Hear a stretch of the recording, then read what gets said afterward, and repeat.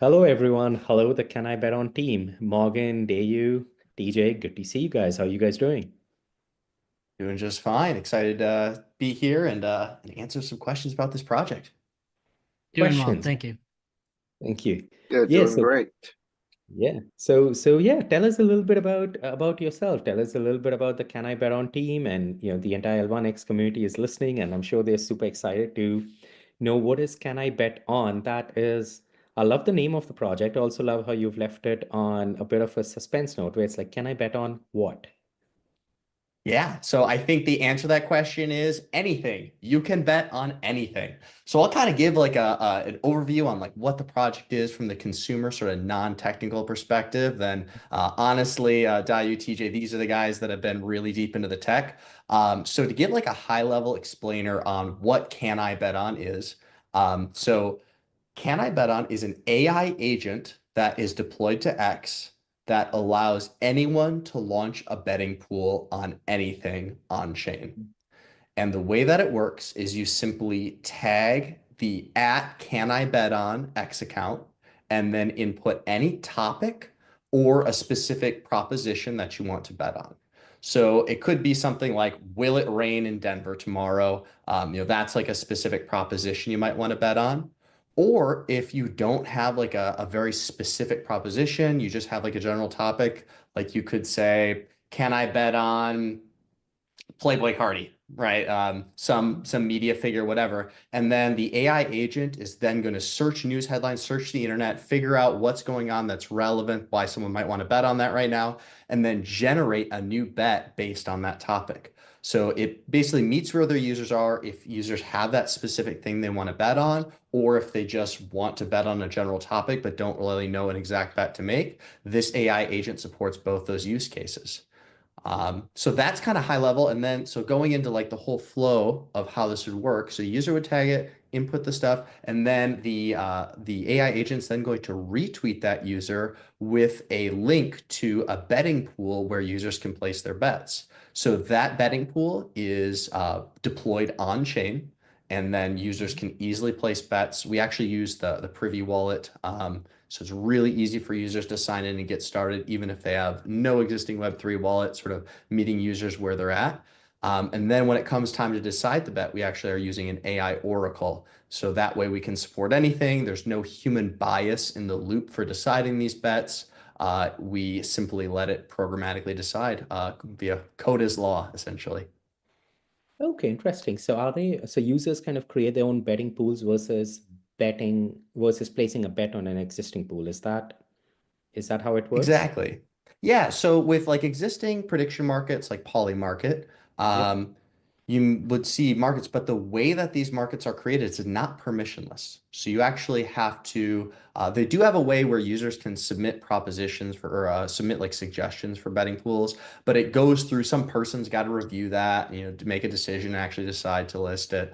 Typically, there's like roughly a dozen new betting pools created a day, but that certainly is not the full demand of people that want to bet on literally anything, especially when making it quickly, right? Like, let's say I want to bet on an event that's going to happen in a few hours, or it's a very niche specific thing. Maybe it's about a TV show or a specific subgenre, or like music is something that I'm particularly interested in, and drama in the music space. You can't really support all those different bets on a platform like Polymarket. But now with AI agents and having AI be able to decide bet outcomes, this use case now becomes possible. Interesting. Okay, that's super cool. And how did you guys come up with this idea? Yeah, so I think I was the one that originally kind of came up with like sort of a very rough concept, but it sort of certainly morphed from there. Um, so I saw the trend of all the AI agents that are being created. And while AI social media agents are certainly cool, I Mhm. saw that there wasn't always a lot of utility behind them. They're just like, neat. Like you'd follow them, they'd maybe produce good content, but they're not really doing something new and allowing some new functionality to occur. And I thought, well, what new functionality might you want? And I thought like a bet is a very basic use case. We've seen AI agents do things like You can do an AI agent to launch meme coins. So that already existed. People may be familiar with Clanker. I thought that was a really cool use case, but still, not super complicated. I mean, it's like a one-step thing. You just like launch a meme coin, and it is very, very neat. But I thought, like, what is something that's a little bit more engaging, especially for like more normal people who probably don't care about meme coins or trading, but like a huge number of people are betting. I mean, sports betting is one of the biggest industries out there and growing extremely fast too. And I thought, well, seems like a great use case for an AI agent. That sounds really interesting. So you said you've been at it for a while. Are you already live? Or what's the status of the project? Yeah, so currently live, got a deployment live on testnet that is working. So you Okay. can play around right now with test tokens. That's currently where we're at the project, but right now it's sort of like a very good proof of concept, does function, but kind of looking to take this to the next level, and that's why we're really interested in L1X. Perfect. And you preempted my question. What is it about L1X? What got you guys here? What got your attention? Why are we here? Let's let the L1X community hear. Why is it that we guys are in here? Sure. Yeah, I think would love to have Dive and TJ jump in more on the technical stuff. But I think one of the things that intrigued me about L1X is the native bridging capabilities, because we know that this fraction environment of the current blockchain ecosystem where we've decided that L2s are the way we're scaling Ethereum. And now, so we got like 100 L2s, plus we got all the L1s that are out there and all their different consensus mechanisms. It's just really hard. And now I got money on one chain. How the heck do I get it over to another? So with L1X, you can actually build an architecture where you have a hub chain where this is one smart contract where you're collecting all your betting pools, but you might want to allow creation of bets from any chain and then forwarding them to the hub chain, or maybe allowing people to get paid out on any chain of their choosing. And L1X is something that makes that possible. That's true. That's I really like how you sort of zeroed in on the value proposition of L1X. I feel like that's the one piece that's been missing, or let me put it another way. I think Web3 is like super complicated. If you think about everything that needs to be done to build out an app, it's just mind-boggling. Building the app is probably the easiest piece of it. And last thing you need is that when you need your app accessible to users across multiple chains, or if you need multi-network token issuance capabilities, now what? I need to have an interoperability protocol in place? Come on. And wait, what? This one supports EVM but not EVM. So what am I going to do? Am I going to exclude all these guys up there? And it just makes it so difficult. So I think having a chain that has native interoperability and Oracle functionality, it just simplifies things so much. And I think like the L1X vision has been to kind of get to be to that point where you can sort of get closer to be that one-stop shop of at least building the core infrastructure that's needed for your apps. So I'm sure, so really glad to hear that that's kind of where your head is at and what attracted you guys to the community, or to the project rather. Yeah. I especially think too, like, I have a good background in oracles as well. And so it's something I'm really passionate about of like, how do we not only bridge between all these different chains, but how do you bridge between sort of the real world as well and like all these different data sources. So that's something that I've been very interested in exploring, and that's actually what got me interested in Web3. I've never been a guy that's very interested in finance. I understand that it's an incredibly powerful use case for blockchain, but it just never inspired me personally as a builder because I'm not from that world. I was Yeah. always curious about like what are real world things that the blockchain can do. Like escrowing funds is a really basic example. You can escrow funds based on some off-chain conditions. So I think that's really where I got started in Web3 over 3 years ago now. It's so interesting you mentioned escrow funds. We've been going through the applications that we've received for the hackathon, and actually there's somebody who wants to use L1X to escrow funds. Yeah, yeah. Escrowing funds, and then too, like, so great, you can escrow funds, but who is the arbiter of when these funds get released? Now you always have this trusted middleman, and yeah, maybe you have the payment rails, and that's super powerful, But at the end of the day, if you still have a centralized entity or one person or some unaudited, non-transparent, unaudited system for how these decisions are being made, it's a problem. And I think that's what smart contracts are here to solve. Yeah, I agree.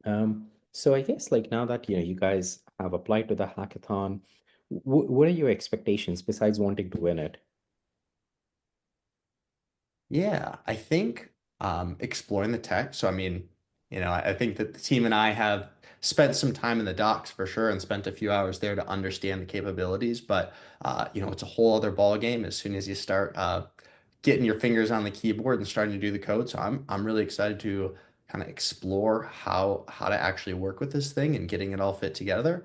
Especially working with the team too, because I think one of the big things that I've noticed, building infrastructure technology myself is you think it's perfect. You think, oh my gosh, like the tech's there and that, might be solid, but typically there's always gaps in things like docs or communication.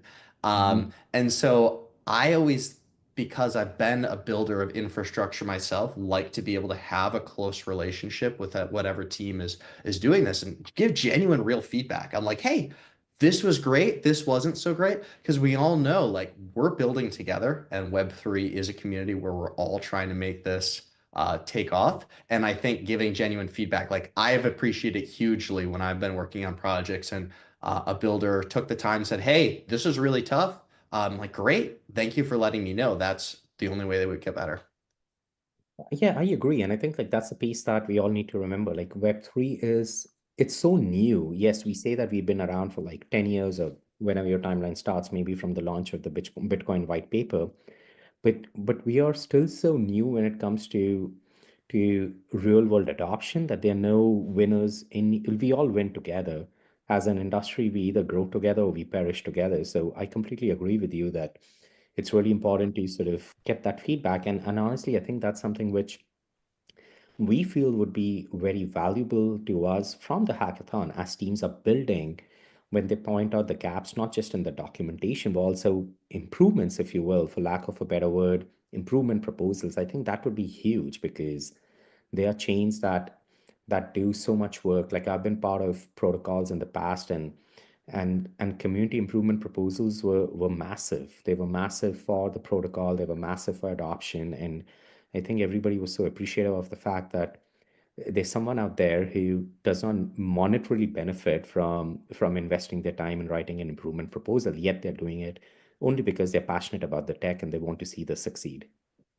I would even say actually that there even is some financial alignment because at the end of the day, one of Web3's biggest use cases is aligning incentives, where because we finally have technology that can give people stake in these systems, when you like either there can be grant rewards for builders, but even indirectly, it's just like, look, maybe I hold this token. I want this protocol to succeed. And so I have a vested interest in doing everything I can. I mean, it's very much like, when you have employee compensation plans and you give them stock options, right? It's like, okay, great. Now they have a vested interest in making the business succeed, but there's never been the way to do that for open source projects before. I mean, that is one of the big things where I didn't appreciate it when I got into Web3, but as soon as I got in here and realized like, oh my gosh, there is so much work to do. There is so much to build, but so much opportunity.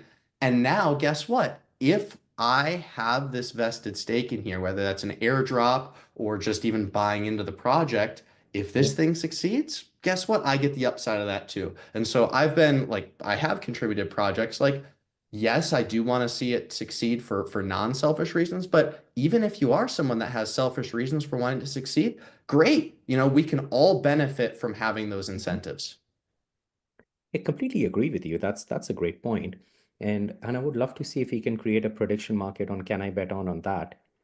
That's a good call, actually. Try it out. Try it Test out. live on test it now so you can give it a go. I think right now we're in a stage where the more random ideas that get thrown at it, um, AI feeds on data, right? And so the more examples that you can give, we're able to see it. And I think right now, especially when you're in a testnet phase, I love it when people break things. It's like, oh, awesome, you found a hole in this or that, or like, whatever it was. So I always love it. Like what's cool too is when there's like bounties for doing stuff like that. Yeah. That would be really interesting to explore actually of like, hey, points or whatever, just anytime that you're able to get the AI agent to have some sort of unexpected behavior, submit something and maybe there's a reward in it. That might be a really interesting thing to explore. That would be great. We can actually start a pool on tariffs. Can I bet on tariffs being issued tonight? Can I bet on tariffs being revoked 5 minutes after they've been issued? Yeah, and that's exactly the kind of thing we've already kind of seen. Yeah, so while we're on that, do you want to tell our community as to how can they go and start breaking testnet like at this very moment? For sure. Yeah, so it's as easy as like if you have an X account, you can play. All you need to do is tag that at Can I Bet On account. So I would say go check out right now. You can even look at the feed of like all the past bets that people have been placing. So if you go at Can I Bet On, all one word on X, you can see it and then just tag the account. Again, it can be any topic, like even a one-word topic or a specific proposition, and you can launch betting pools yourself. Highly would encourage you to try it out. We're able to see everything right on the Twitter feed. My phone goes off like 5 times a day with all the different times that people launch pools. So please blow up my phone. The only caveat is because of rate limits with Twitter, we're only able to respond to 100 bets per day. So if you notice things aren't like responding, but there's been a ton of traffic, that is just a limitation of the basic API tier we're currently on. But other than that, please go ham. See if you can break it. I love that. We've got, I think, a community of 450,000, give or take. So I love as to how you're creating with only 100 people can place a bet a day. Yeah, and I think that's one of those things too, where it's purely a scalability concern thing of like, Mhm. that's the one disappointing thing I would say of this whole time is I love the Platform X. It's great. I mean, it's where the social media platform I spend the vast majority of my social media time on, but they are not super builder friendly with their API tiers. So the free API tier gives you practically nothing. The 200 API tier gives you 100 tweets a day. The next tier up is $5,000. There's no in between. So it's just like, come on. Like, I understand Elon needs to make his money, but give me like even like a $500 tier or 1,000 tier. Like, I mean, that's really expensive, but at least gives you a little way to like slowly step up to Mhm. that full pro tier. And enterprise tier is like, I think they're charging 45 or $50,000 a month. It gets pretty nutty. Oh man, that's crazy. Well, hopefully that changes. Hopefully something changes so that our community does not have to wait like 13 to 14 years for bet to get placed based on current rate limits and current size of the community. And if I can share That's my screen real quick, I can Go show for you it. how I can demo how it works right now on the testnet. Yeah, go for it. Okay, let me awesome. see.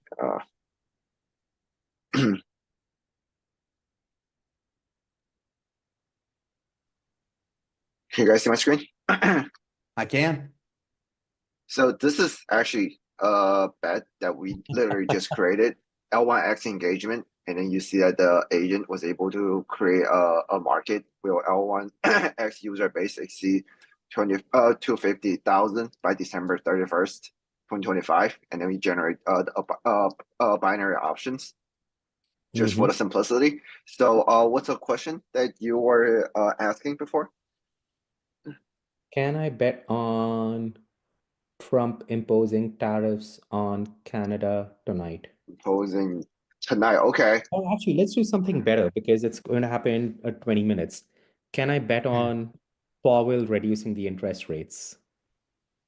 What is it? Powell reducing Well, that Powell was nice reducing name. interest rates. That's a good one. Reducing interest rates. Is that coming up in 20 minutes? Yes, Interest it comes up in 20 minutes. rate. 90. Okay. Today. Let's see. Yeah. Post. So this takes about a minute for the agent to pick up because we also reduced the rate of how fast we were scanning it. We were actually scanning it like every 10 seconds before. And then we Got a quickly, little bit pricey with the API credits. yeah, it did. You'll hear Morgan's phone ding though in just a second here. Yeah, Perfect. I'm watching it anxiously. But yeah, I think yeah, I've been really like surprised just how capable the AI is, especially when hooked up. Honestly, TJ, you're the one that really like did the most here about using tools like Tavily for search and giving that AI context. Of course, we know LLMs don't have access to real-time data without being connected with something else. And that's been something that's really cool. And I'm surprised at typically how fast it's able to pick things up. Um, Although it looks like it's being a little slower than I expected. Wait, is it? I don't know if you're able to see anything on your side. Uh, Let me It's see. working slow. The Still minute you waiting for it. Let me refresh. Yeah, go ahead and refresh. But yeah, I think that maybe you can kind of get into TJ, like, well, we're still waiting for the agent to pick it up. Like how the search works. I think that was really interesting, kind of eye-opening to me for how the use cases. Yeah, I feel But could you cover for me on this one? yeah. So Thanks.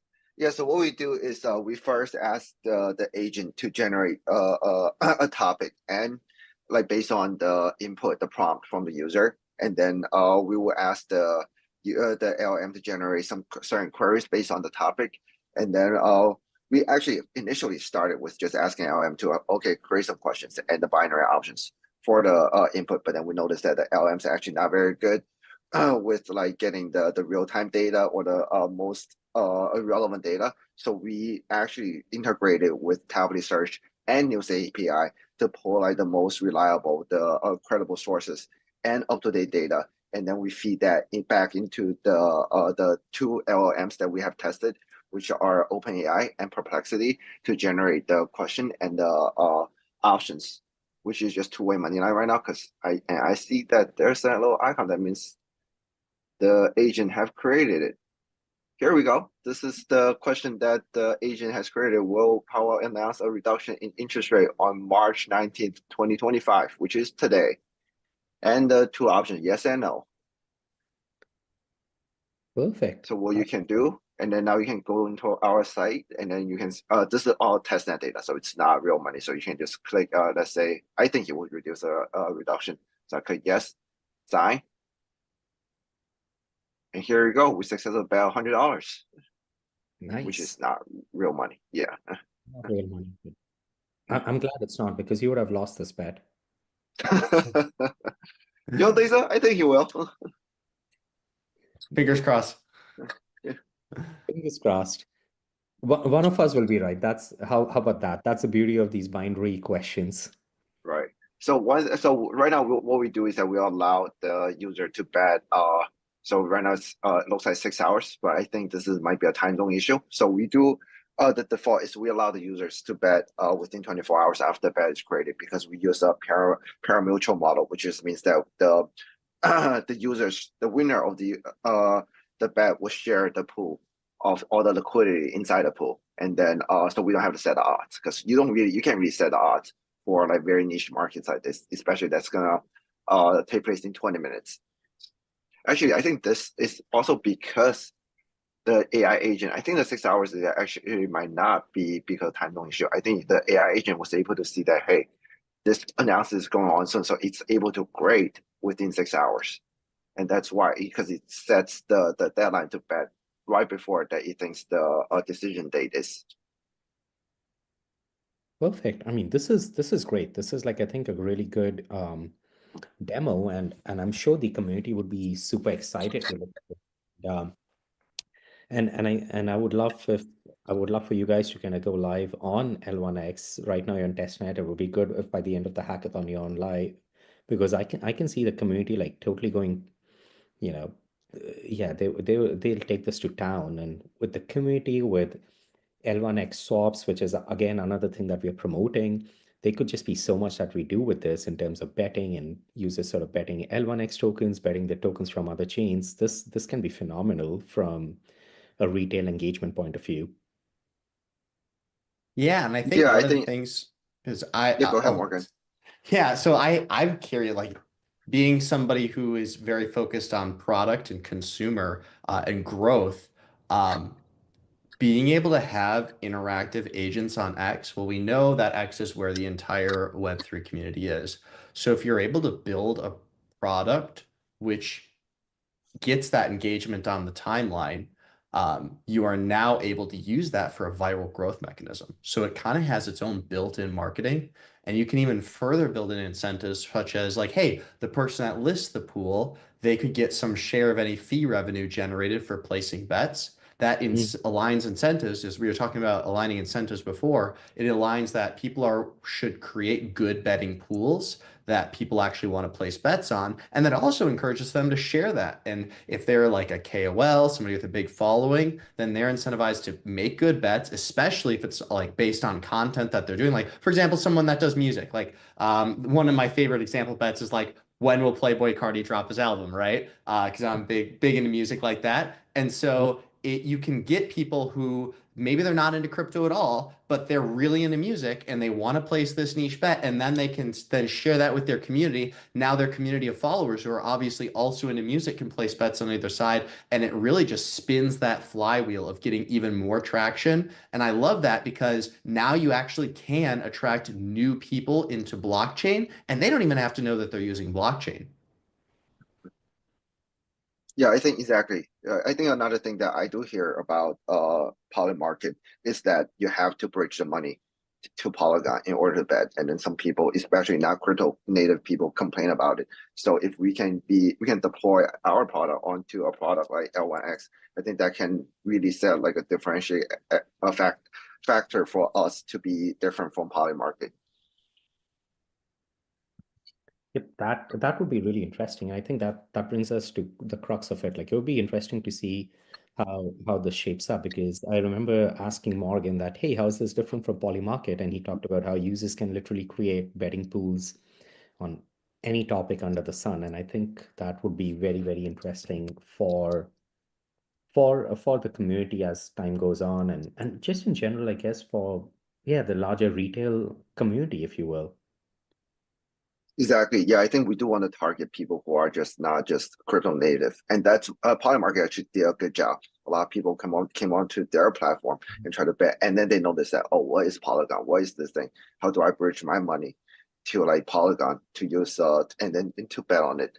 And then they gotta cash out the money back into wherever chain or wherever their wallet is, right? So that's a whole process. So which is why. And then we integrate with Privy, and then now we're looking into integrating with L1X. And then we're also going to launch a token. So basically just give out users to like 1,000 tokens, which are just points for them to just play around with, just to really encourage like the general public to try out our product, to bet on wherever they want. Perfect. I mean, I love this. I love this product. It's so simple. I mean, I can promise you that I'm going to be a user for this, and I'm sure many of our community members listening in would be users as well. But again, Morgan, Dayu, TJ, thank you so much for your time. I think this is a great product. We would love to, see this get built through the hackathon, and I'm sure the community is excited to see your progress as well as we go through this. Yeah, thanks for having us. Yeah, Yeah, really thank you for your appreciate the time. opportunity.